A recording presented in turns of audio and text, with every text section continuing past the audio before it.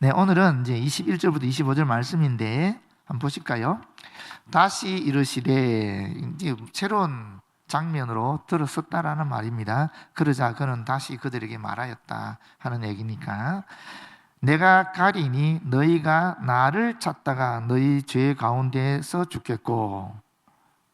말은 좀 이상하죠. 너희가 나를 찾다가, 이 나는 뭐죠? 뭘 의미하는 것 같아요? 나를 찾다가, 어떤 분들은 이것을 참나라 그럽니다.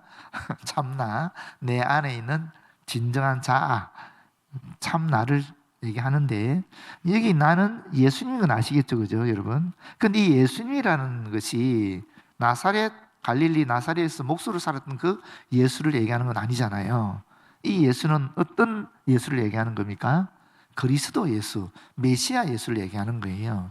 그러니까 내가 너희들이 계속 기대하고 있었던 그 메시아인데 하는 뜻입니다.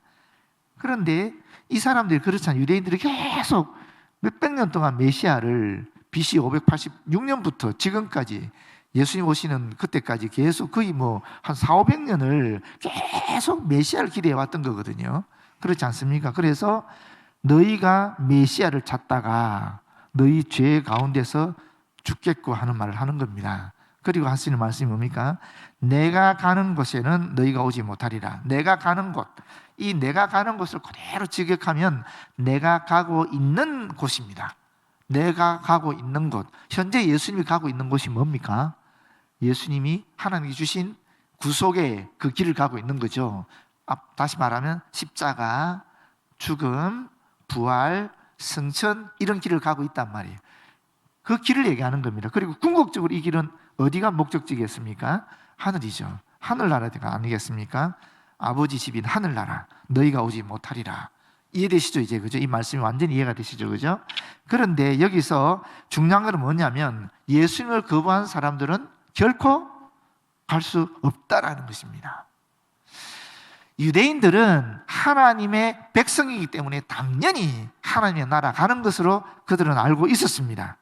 그런데 만약에 지금 예수님이 하신 이 말씀을, 그 본 뜻을 그들이 알았다면 굉장히 당황하고 반박이 있었을 거예요. 그런데 지금 예수께서 이런 말씀을 하셨는데 반박이 없잖아요. 이게 무슨 말이겠습니까? 예수님이 하신 그 말씀의 본 뜻을 이 사람들이 알지 못했다라는 것입니다. 여러분, 주님을 뵙고 싶죠? 주님의 음성을 듣고 싶죠? 어떻게 해야 됩니까? 어떻게 해야 되죠? 하나님 말씀을 보거나 기도하면 되지요. 그런데 여러분, 이상하죠? 하나님은 어디나 계십니다. 내 골방에도 계시고, 내 일터에도 계시고, 우리가 차를 타고 다닐 때도 계시고, 설거지할 때도 계십니다. 그런데 그럼에도 불구하고 이 주님의 몸된 교회에는 묘한 게 있어요. 이건 어떻게 얘기할 수가 없어요. 경험한 사람들만 아는 거죠. 여러분, 집에서 기도하는 거하고 교회에서 기도하는 게 같습니까? 아시는 분 아시잖아요. 주님은 교회에 계시는 거예요. 물론 교회는 우리 마음이 교회가 될 수 있지만, 그러나 우리가 공간적으로 얘기하면 확실히 주님은 주님의 몸된 교회에 계십니다. 그래서 여러분들이 정말 주님의 음성을 듣고 싶으면 교회에 와서 기도해 보세요. 달라요. 진짜 그건 다릅니다. 이거는 어떻게 설명할 방법이 없어요. 신학적으로는 분명히 성경을 통해서 우리는 주님은 어디나 계시고, 내가 골방 속 기도할 때 응답하시죠. 음성을 들어주십니다만은 묘하게 주의 몸된 교회에서 기도하는 그것을 주님이 더 기뻐하신다라는 것을 우리는 경험적으로 또 선배들의 증언을 통해서 알게 됩니다. 요한복음 14장 1절에 3절에 보게 되면, 너희는 마음에 근심하지 말라. 하나님을 믿으니 또 나를 믿으라. 내 아버지 집에 거할 곳이 많도다. 그렇지 않으면 너희에게 일렀으리라. 내가 너희를 위하여 거처를 예배하러 가노니, 가서 너희를 위하여 거처를 예배하면 내가 다시 와서 너희를 내게로 영접하여 나 있는 곳에 너희도 있게 하리라. 이렇게 말씀하고 있는데, 우리가 교회에 와서 배워야 되는 것이 뭐냐면, 바로 우리는 교회에 오면 십자가를 보게 되지 않습니까? 일단, 그지요? 이 십자가는 어떤 상징입니까? 예수 그리스도에 대한 상징이죠. 십자가 대속, 구원의 은총에 대한 상징, 교보제잖아요.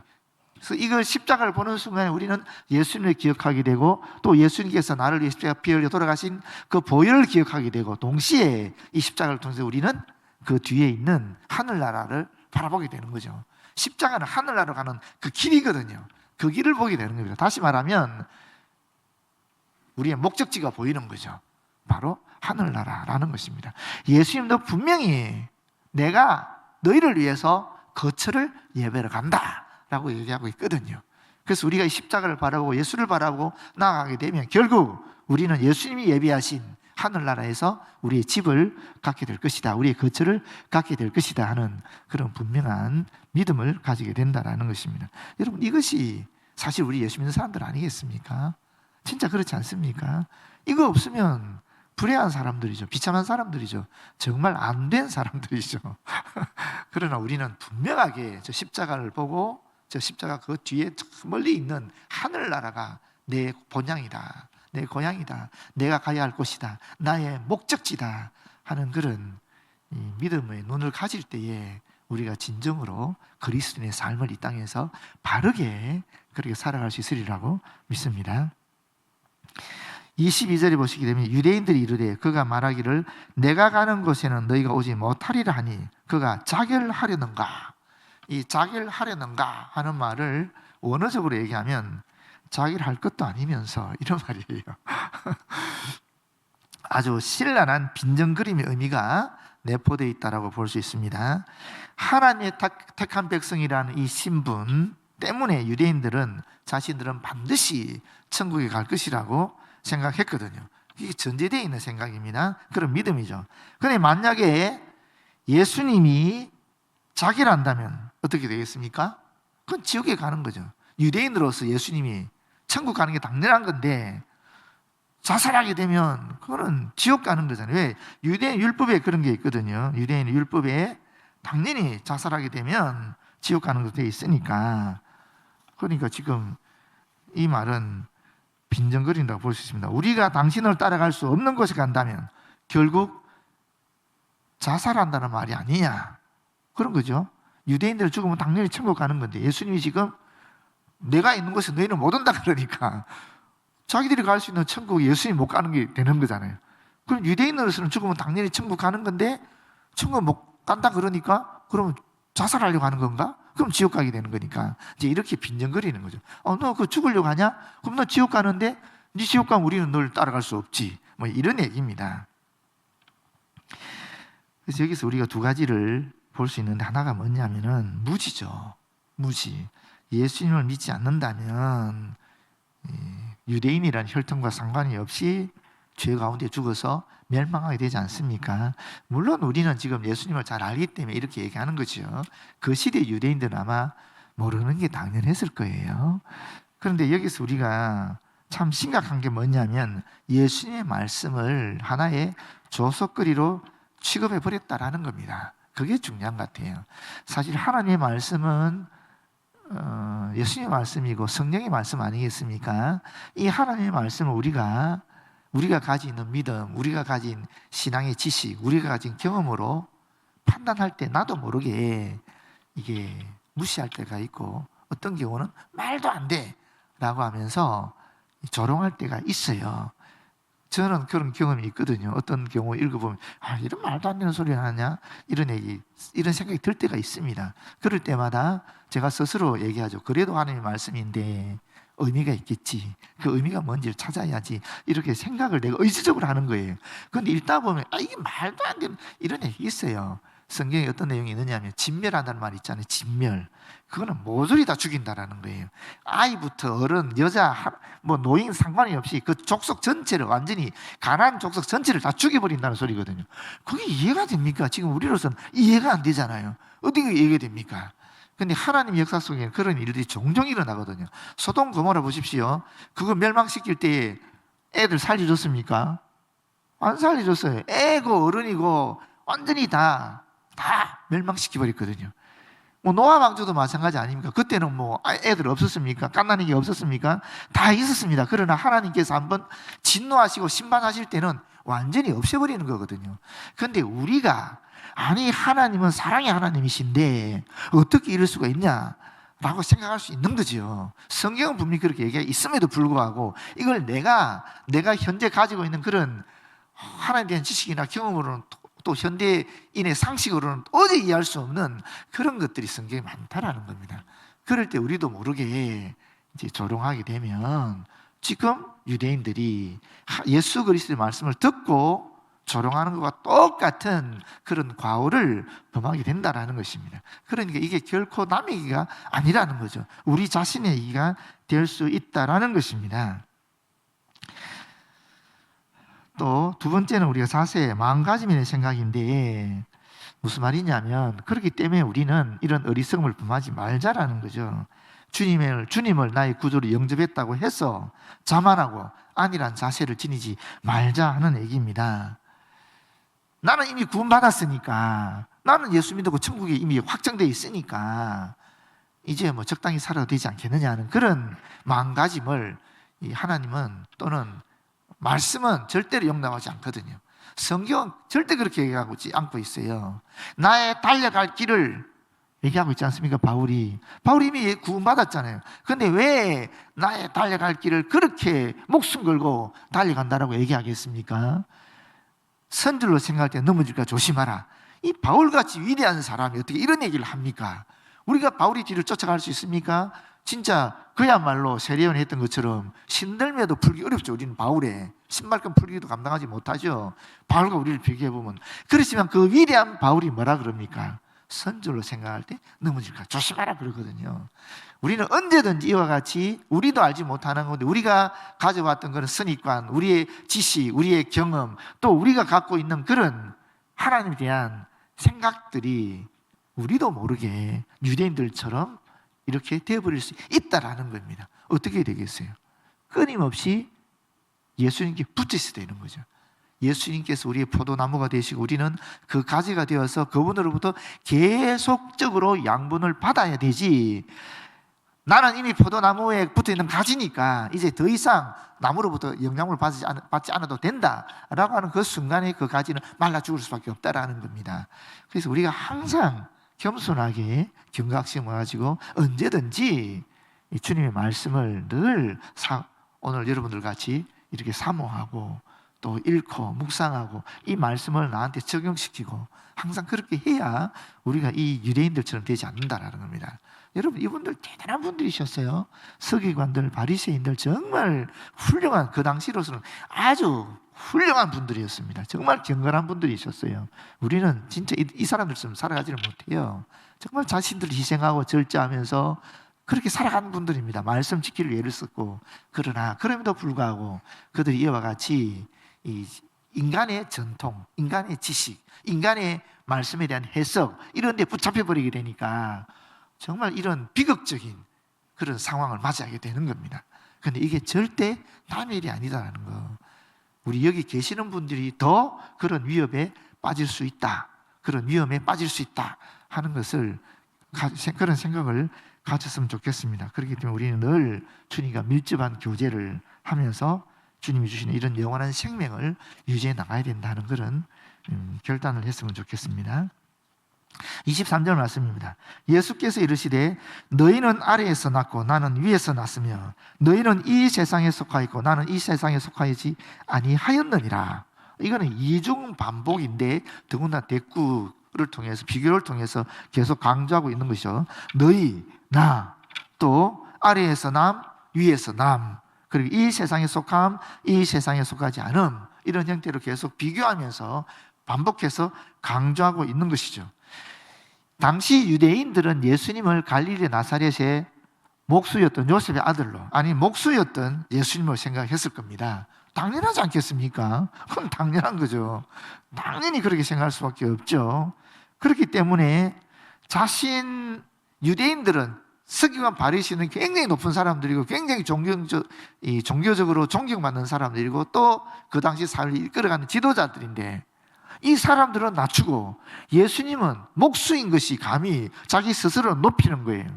이게 도저히 용납할 수 없고 자기들을 향한 일종의 비판이고 독설로 본 겁니다. 그렇기 때문에 그들로서는 결코 이 주님의 말씀을 받아들일 수가 없는 거죠.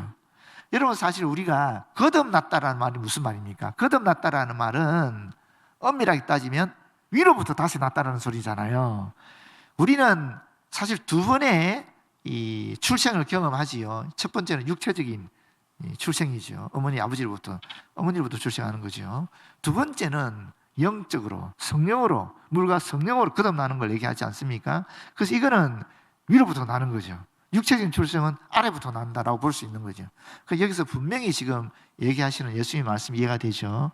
너희들은, 유대인들은 육체적인 출생, 아래의 출생만 경험했지만 나는 위로부터 난 출생을 경험한 사람이다. 왜냐하면 아담 이래로 다 죄진 사람들 아닙니까? 우리는 원죄의 흐름 속에 있는 사람들이, 유전으로 말미암아. 그럼 예수님은 이 고리를 끊은 사람이잖아요. 성령으로 태어나신 분이니까 이 고리가 끊기지 않겠습니까? 그래서 예수님은 여자의 후손이 되고 우리는 다 아담의 후손이 되는 거죠. 다른 존재라는 겁니다. 아담의 후손들은 아래에서 육체를 통해서 난 존재라 그러면 예수님은 위로부터, 성령으로부터 난 새로운 존재가 되는 거죠. 즉 그런 얘기를 지금 하고 있는 건데, 사실 우리 또한 위로부터 난 존재들이다 하는 것이 매우 중요한 자각입니다. 그렇지 않습니까? 우리는 두 가지 출생을 다 하고 있잖아요. 아닙니까? 맞잖아요. 어떻게 생각하면 우리는 부모로부터, 아래로부터 아담의 후손으로 출생하기도 했지만, 그러나 성령으로 거듭난 사람 존재들이 바로 우리 그리스도인들이잖아요. 그러니 우리는 사실 두 가지를 다 경험한 사람들이다, 그런 존재들이다 라고 볼 수 있는 것입니다. 그러면서 여기에서 또 생각해 볼 것은 나는 이 세상에 속하지 아니하였다 하는 말씀입니다. 나는 영원히 세상에 속하 있지 않다 하는 말입니다. 예수 그리스도는 영원히 이 세상에 속하 있지 않다 하는 말입니다. 그런데 여러분, 예수님만 그렇습니까? 우리도 그렇지 않나요? 우리는 사실은 이 세상에 속하기도 했지만 반면에 저 하늘나라에도 속한 존재들이죠. 그렇지 않습니까? 그거 분명히 우리가 확신하는 얘기지요. 우리의 본향은 어디죠? 하늘나라죠. 히브리서 11장 13절에서 16절에 보게 되면 이런 말씀이 있어요. 이 사람들은 다 믿음을 따라 죽었으며 약속을 받지 못하였으되 그것들을 멀리서 보고 환영하며 또 땅에서는 외국인과 나그네임을 증언하였으니 그들이 이같이 말하는 것은 자기들이 본향 찾는 자임을 나타냅니다. 이게 14절까지 말씀이고, 16절에 보게 되면 그들이 이제는 더 나은 본향을 사모하니 곧 하늘에 있는 것이라. 이러므로 하나님이 그들의 하나님이라 일컬음을 받으심을 부끄러워하지 아니하시고 그들을 위하여 한 성을 예비하셨느니라. 아까 제가 앞에서 예수님이 우리를 위해서 거처를 예비한다 그랬지 않습니까? 올라가셔서 히브리서 똑같이 얘기하는 거예요. 믿음의 선진들을 쭉 얘기하면서 이들은 본향을 하늘에 뒀다라는 겁니다. 그렇기 때문에 이 세상에서 나그네로 살았다라는 거예요. 엄밀하게 따지면 이 세상에 속한 존재이지만 속하지 않은 존재가 바로 믿음의 선진들이었다. 우리 그리스도인들의 선배였다라고 볼 수 있는 거죠. 그래서 하나님께서 뭐라고 얘기하느냐 하면 이들에 대해서 자신이 하나님이라 일컬음을 받는 것을 부끄러워하지 아니한다라고 말하는 겁니다. 반대로 얘기하면 뭐죠? 우리가 이 땅을 나그네로 생각하고 내 본향을 하늘나라로 생각하지 않고 예배를 드리거나 하나님을 경외한다면 하나님께서 우리를 부끄러워하신다 하는 말씀으로 생각할 수 있지 않겠습니까? 그렇지 않습니까? 하나님이 우리를 보실 때에 자랑스러워 하시는 것은 어디 있는가? 본향을 하늘에 두고 이 땅을 나그네로 두었을 때 그렇게 생각하신다는 거예요. 그렇지 않습니까? 여러분, 그런 저와 여러분 되었으면 좋겠어요. 진짜 우리의 본향은 저 십자가 뒤에 있는 하늘나라 우리의 본향이고 이 땅은 나그네의 삶을 살아가는 곳입니다. 그래서 우리가 이 땅을 살아가는 이유는 바울처럼 내가 살아가는 이유가 어디 있다고요? 나를 위하여 자기 목숨을 버리신 예수 그리스도를 믿는 그 믿음 때문에 살아가는 거라고. 그건 무슨 말이겠습니까? 결국 주님이신 사명 따라 살아가는 거라고. 그 사명 때문에 살아가는 거라고. 내가 죽는 것도 유익하고 살아있는 것도 유익하다 그러잖아요. 바울은 왜 그렇습니까? 주신 사명 때문에, 주의 복음을 전하는 사명이 나에게 주어졌기 때문에 내가 이 사명을 지키기 위해서 너희를 위해서는 내가 이 땅에 있는 것이 좋다. 그러나 나를 위해서는 차라리 나는 본향에 가는 게 훨씬 좋다. 이런 얘기 하는 거예요. 이 바울은 철저하게 사명 때문에 이 땅에서 고통을 겪으면서도 살아가는 겁니다. 나그네로 살아가는 거죠. 그런 바울의 심정이 저와 여러분의 심정이 되었으면 좋겠어요. 그럴 때 우리는 진정으로 하나님 아버지를 세상 사람들에게 자랑스럽게 내어놓을 수 있고, 동시에 하나님도 우리를 보실 때 자랑스러워 하시는 거예요. 우리를 인정하시는 거예요. 우리가 주님을 인정하는 당연한 거지만 주님께서 우리를 인정하시고 칭찬하시면 얼마나 행복합니까? 얼마나 좋겠어요? 진짜 그거보다 더 큰 효도가 어디 있겠습니까? 안 그렇습니까? 자식된 우리로서 부모가 우리를 자랑스러워하는 것보다 더 큰 효도가 어디 있습니까? 뭐 물질을 바치고 시간을 바치고 다 좋지만 가장 자랑스러운 것은 부모가 나를 인정해주고 칭찬할 때 얼마나 자랑스럽습니까? 그렇지 않나요? 그런 것이 우리에게 주어졌으면 참 좋겠다 하는 거지요. 여기 또 세상이라는 말도 있는데 같은 의미입니다. 사실 이 세상은 조화를 이루는 것으로 그 당시 시대에 헬라 사람들은 생각했거든요. 그래서 심지어 이 세상을 조화로운 그런 질서가 있는 이런 것을, 어떻게 보면 질서죠, 뭐 조화, 질서 이렇게도 표현할 수 있는 이 코스모스 세상이라는 것은, 이것을 신으로까지 그 시대 사람들은 숭배했거든요. 그러나 그리스도인은 그렇게 하지 않았잖아요. 세상은 철저하게 하나님이 창조한 피조 세계이다 라고 봤거든요. 그래서 이 세상을 객관화할 수 있게 되는 거죠. 여기 속하지도 않게 되고 또 이 세상을 또 숭배하지도 않게 되는 거죠. 그러나 그 당시 사람들은 이 세상은 우주의 질서 가운데 있는 조화로운 곳이었기 때문에 이 세상을 숭배했거든요. 그래서 세상에 거대한 산이든지 또 태양이라든지 또는 뭐 인간이 감당할 수 있는 그런 파도 같은 거, 바다 같은 거를 다 숭배했거든요.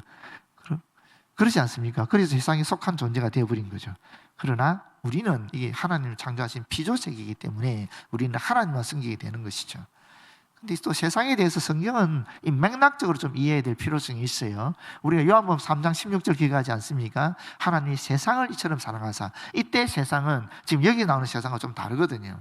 그렇지 않습니까? 이때 세상은 긍정적이잖아요. 그런데 여기서는 나는 이 세상에 속하지 아니, 이 세상은 부정적인 거거든요. 이 긍정적 의미의 세상은 뭐냐면 하나님이 통치하시는 세상 전체를 얘기하고, 특별히 예수 그리스도로 말미암아 주의 백성이 된 그 사람들을 얘기한다라고 볼 수 있어요. 성도들. 반면에 지금 이 본문에 나오는 세상은 이 사탄이 지배하는, 어떻게 생각하면 사탄의 죽음의 권세 속에 있는 그런 세상을 의미한다고 볼 수도 있어요. 그래서 이 똑같은 세상이라는 단어가 나온다 할지라도 이 문맥 속에서, 맥락 속에서 이렇게 이해하는 것이 필요하다 하는 말씀을 우려 삼아 드립니다. 이제 24절인데, 그러므로 내가 너희에게 말하기를 너희가 너희 죄 가운데서 죽으리라 하였노라. 너희가 만일 내가 그인 줄 믿지 아니하면 너희 죄 가운데서 죽으리라. 여기 보시면 너희 죄 가운데서 죽으리라 하는 말을 한 절에 두 번이나 쓰고 있지 않습니까? 무슨 말이죠?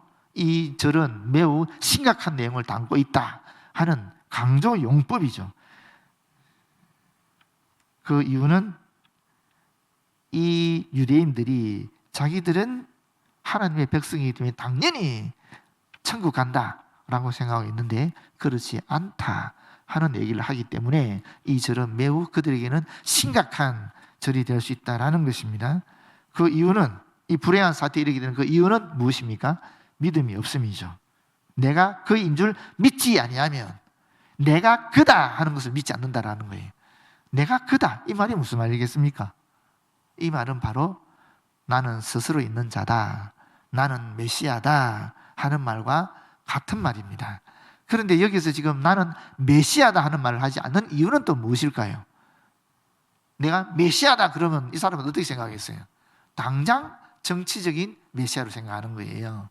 그러니까 그 개념이 다르니까 똑같은 단어인데 받아들이는 사람이 그 뜻을 다르게 받아들이기 때문에 그걸 피하는 거죠.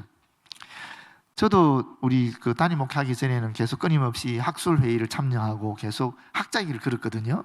그랬는데 한 달에 최소한 2번 이상은 그런 아카데믹한 모임에 가고 그랬었는데, 이 세미나를 해보면 너무 재밌는 게, 모르겠어, 그 이과 계통은 잘 모르겠지, 우리 문과 계통에서는 세미나를 해보면은 똑같은 얘기를 한 2시간 합니다.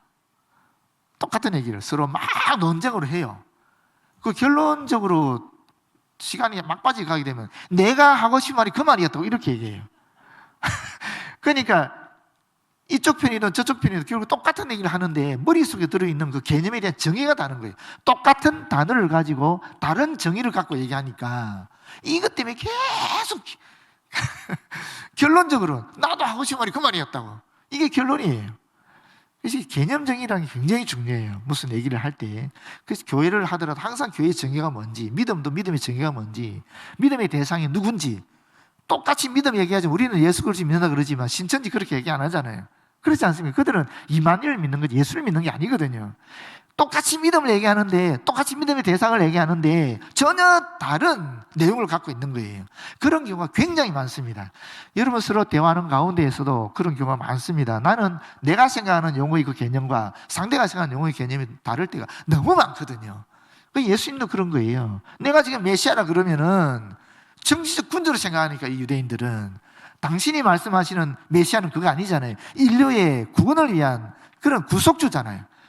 전혀 다른 얘기를 하니까 내가 그다 하는 말로 지금 표현하고 있는 것입니다. 그래서 여기 보시게 되면 이러한 예수님의 선포는 사실 유대인들은 굉장히 중요한 어떤 화두가 될 수 있는 거죠. 내가 그다 하는 말을 좀 심각하게 고민을 했었으면은 그들에게도 하나님의 은총이, 구원의 역사가 일어났을 것인데, 이걸 심각하게 받아들이지 않고 여전히 어떻게 자기들의 선입관 속에 갇혀 있는 거죠. 그게 워낙 단단하니까 이게 예수님이 쑤셔도 이게 안 뭉개지는 거예요. 안 무너지는 거예요. 여러분 대단하지 않습니까? 우리도 그럴 수 있습니다. 우리가 갖고 있는 이 신앙의 경험과 신앙의 지식이 또 내 안에서 딱 형성된 이것이 딱딱하면은 성령께서 말씀을 해서 아무리 두드려도, 찬양을 통해서 두드려도, 말씀을 통해서 두드려도, 신비로운 경험을 통해서 두드려도, 옆에 있는 멘토가 두드려도 이걸 절대 풀지 않는 거예요. 단단한 성을 그대로 갖고 있는 거예요. 이런 분들 굉장히 많습니다. 우리가 이런 데 안 빠졌으면 좋겠고, 좀 부드러웠으면 좋겠어요. 좀 여유가 있었으면 좋겠어요. 좀 열어놨으면 좋겠어요. 성령은 숨이라 그러잖아요. 바람이라 그러지 않습니까? 무슨 말입니까? 성령이 루아크라는 말, 숨, 바람에서 나온 말 알죠? 그죠? 원래 성령의 원뜻이 숨, 바람이거든요. 숨님, 이렇게 우리 예전에 첫 성경 번역을 했다 그러지 않았습니까? 숨, 바람, 그 존재의 특징이 뭡니까? 자유로움이에요. 그렇지 않습니까? 자유로움이라니까요. 성령은 자유로운 존재예요. 정말 자유로운 존재입니다. 그런데 우리가 인간이 이성으로 딱 가둬버리면은 성령께서 역사를 못하는 거죠. 좀 열어놓을 필요가 있습니다. 우리가 예수 그리스도는 진리죠. 예수 그리스도 외에는 그 누구도 구원받을 수 없지요. 이건 단단히 붙잡아야 되지만, 그 외에는 역사를 통해서 성령께서 다양하게 교회를 통해서 이끌어 오셨거든요. 그 성령의 역사가 우리 안에 있는 겁니다. 그게 뭐 장로교든 감리교든 침례교든 그건 상관이 없죠. 장로교, 침례교, 감리교 다 기본적인 성격이 있습니다만은, 독특한 성격들이 있지만 공통적으로 가지고 있는 게 있습니다. 그게 뭐냐면 삼위일체 하나님을 받아들이는 거죠. 예수께서 우리의 유일한 구세주라는 거죠. 우리는 그리스도는 이 땅에서 주님의 영광 돌리 살아간다라는 이런 기본적인 전제들이 다 있는 거거든요. 이 공통적인 거거든요. 이런 공통적인 전제를 가지고 있으면 그 다음에는 좀 열어놓을 필요가 있는 거죠. 그렇게 성령께 나를 열어놓을 때에 내가 나와 다른 신앙의 색깔을 가진 사람도 내가 용납할 수 있고 하나 될 수 있는 겁니다. 그렇게 좀 자유롭게 살았으면 좋겠어요. 제가 너무 자유로운 것 같습니까? 아닙니다. 성경의 말씀 있잖아요. 진리를 알지니 진리가 너희를 자유케 하리라. 예수 그리스도 진리신데, 진리 대신 예수 그리스도 우리가 마음에 모시고 있는데 왜 우리가 구속당하고 자유롭지 못합니까? 이것이 우리 신앙의 문제에서도 그렇고, 이 세상을 살아가는 물질의 문제에서도 그렇고, 죽음의 문제에서도 그렇고, 관계의 문제에서도 그렇고, 다양하게 다 마찬가지예요. 예수가 진리신데 그 진리 우리가 받아들였다면 얼마든지 자유롭게 예수님처럼 용납하고 가실 수 있는 거죠. 세리 마태도 예수님은 자기 제자를 받아들였고, 또 아시잖아요. 시몬, 혁명당 시몬, 독립투사 시몬, 살인자 시몬도 제자를 받아들였거든요.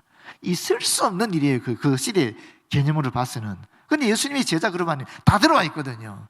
보수주의자도 들어가 있고, 죽일 놈도 들어와 있고, 배신자도 들어와 있고, 열성분자도 들어와 있고, 다 들어와 있잖아요. 평범한 서민들도 들어와 있고. 그게 예수 그리스도 공동체거든요. 이게 어떻게 가능합니까? 이 자유로움이 있기 때문에 그런 겁니다. 성령 안에 자유로움이 있으니까. 그러니까 서로 다 용납하고 그리스도를 하나로, 예수 그리스도를 하나로 해서 뭉치게 되는 거죠. 그게 초대교회 역사의 힘이었죠. 이 기독교가 승리할 수 있는 그런 역동적인 그 존재의 근원이라고 볼 수 있는 거거든요. 그런데 우리는 너무 이제 서로 경직이 돼가지고 뭔가 조금 나와 생각이 다르더라도 지나치게 비판하고 하니까 그게 문제인 거죠. 근데 성령은 그렇지 않습니다. 성령은 우리 이성을 초월하고 우리 감성을 초월하고 우리 경험을 초월하신 분이거든요. 그렇지 않습니까? 물론 또 너무 지나치게 가면 문제가 있지만, 그래서 우리 말씀이 있잖아요. 말씀 안에 말씀을 비추어서 그렇게 보게 되면 이게 딱 잡히거든요. 이 중도, 일종의 그런 걸 중도라 그럽니까? 뭐라 그럽니까? 그걸 중용의 길을 걸어갈 수 있는 거죠. 성령의 자유로움과 동시에 또 말씀으로 늘 비추어 보게 되면 이런 흐트러지지 않은 그런 바른 길을, 중용의 길을 우리가 걸어갈 수 있게 되는 겁니다. 그러니까 오늘 이 말씀을 지금 듣는 여러분들도 이 말씀 가운데 다양한 지금 해석과 받아들임이 있잖아요. 그렇지 않습니까? 지금 말씀을 전한 저도 그래요. 제가 이걸 준비했을 것 같아요. 준비 안 했습니다. 이 부분은 전혀 준비가 안 된 말씀인데 이 하다 보면 나오거든요. 이거는 성령께서 주시는 것들이 그냥 주시는 거거든요. 그런 게 굉장히 많아요. 말씀을 전하다 보면 여러분도 목자로서 말씀을 전하다 보면 그런 경험 많이 하실 건데 저도 그렇습니다. 지금 제가 준비한 여기에 지금 제가 전하는 게 있느냐 하면 없어요. 근데 하나님 주시는 거거든요. 이 성령의 역사로 저는 확실히 믿거든요. 이게 있기 때문에 이 말씀을 전하는 게 저로서는 말씀 전하는 자로서 굉장히 큰 은총을 누린다고 보는 거예요. 정말 그렇습니다. 성령은 진짜 역사하고 계시거든요. 우리 가운데에. 근데 굉장히 자유롭게 역사하시는 거예요. 근데 제가 만약 제가 준비한 이 말씀, 기도하면서 성경 보고, 주석도 보고, 또 고민도 하고 해서 말씀에 딱 묶여버리면 이 성령의 자유로우신 그런 역동의 이런 그런 은혜를 누리지 못하는 거죠. 그렇지 않습니까? 여기 딱 묶여버리면 여기 끝나는 거죠. 근데 그렇지 않더라고요. 말씀을 전해보면 저는 그래서 항상 말씀을 전할 때에 한 7, 80%는 제가 준비한다고 여기지만은 말씀을 전할 때에 성령께서 20, 30%를 또 주신다고 생각해요. 항상 그렇게 열어놓습니다.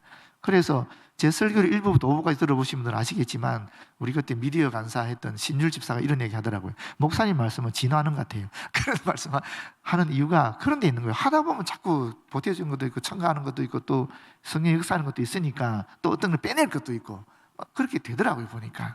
여러분 성령의 존재를 인정하시면 여러분 진짜 자유로워질 수 있어요. 안 그렇습니까? 하늘나라를 우리가 소유했는데 뭐가 우리를 구속할 수 있겠어요? 이 땅은 어차피 나그네 땅이고 우리의 본향은 하늘나라에 있고 뭐가 우리를 구속하겠습니까? 솔직히 우리가 믿음이 부족해서 그런 거죠. 그런 믿음만 가지면은 아유 이 세상 뭐 괜찮죠. 뭐. 내가 어떤 상황에 있다 할지라도 비록 고통은 있겠지만 비록 그렇지만 그 고통이 나를 절망으로 이끌거나 멸망으로 이끌지는 않는 거죠. 다시 믿음으로 언제든지 일어설 수 있는 겁니다. 그렇지 않습니까? 그런 거죠 뭐. 그래서 나는 어디에 속해 있는가? 대단히 중요한 얘기라는 거예요. 나는 어디에 속해 있는가? 여러분 내가 깡패 조직에 속해 있으면 깡패가 되는 거고 경찰 조직에 속해 있으면 경찰이 되어서 깡패를 잡는 거예요. 그렇지 않습니까? 내가 어디에 소속해 있는가 그렇게 중요한 겁니다. 다시 결론적으로 말씀드리면 우리는 하늘나라 거기 속해 있는 존재들이라는 겁니다. 이 땅은 나그네라는 거죠.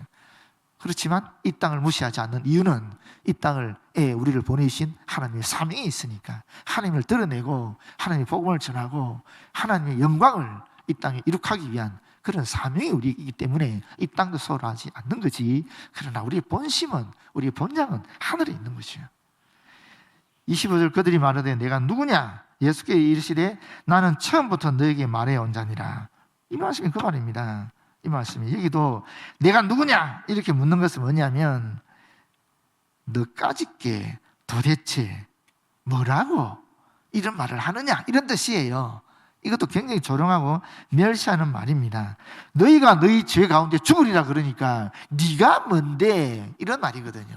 너까짓게 뭔데 그런 말을 하느냐 하는 그런 멸시의 말입니다. 그런데 그때 예수께서 하신 말씀이 나는 처음부터 너희에게 말하여 온 자다. 내가 바로 메시아다. 너희가 기대해왔던 그 메시아다.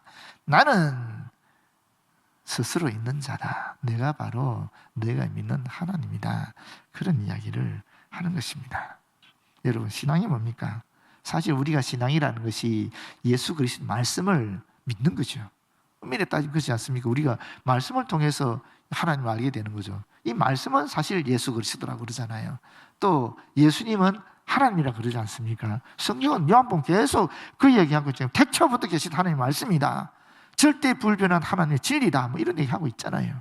그렇기 때문에 우리가 이 예수 그리스도를 우리의 중심으로 잡을 때에 진짜 우리가 이 말씀에서 얘기하는 모든 그런 은총들을 누릴 수 있는 거죠. 마가복음 13장 31절 말씀으로 오늘 설교를 맺겠는데요. 천지는 없어지겠으나 내 말은 없어지지 아니하리라. 예수님이 하신 말씀입니다.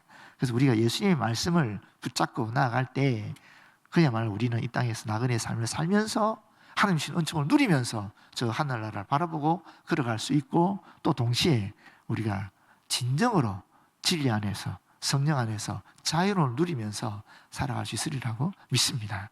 기도하겠습니다. 아버지 고맙고 감사합니다. 오늘도 주의 성령께서 공부하여 주시고 감동시켜 주셔서 귀한 진리의 말씀을 함께 나누게 하시니 고맙고 감사합니다. 주님, 오늘 들은 이 말씀, 주님 주신 말씀이오니 우리의 신비에 새기게 하여 주시고 우리의 삶 속에서 실천되어서 우리가 진정으로 진리 안에서 자유를 누리며 성령으로 말미암아 거듭나서 자유로운 존재로 주님 주신 사명을 감당해 나갈 수 있도록 도와주시옵소서. 그리고 궁극적으로 우리의 눈이 하늘나라를 바라보며 주님이 예배하신 그 거처, 주님이 예배하신 나의 집을 볼 수 있도록 인도하여 주시옵소서. 예수님 이름으로 기도드립니다. 아멘.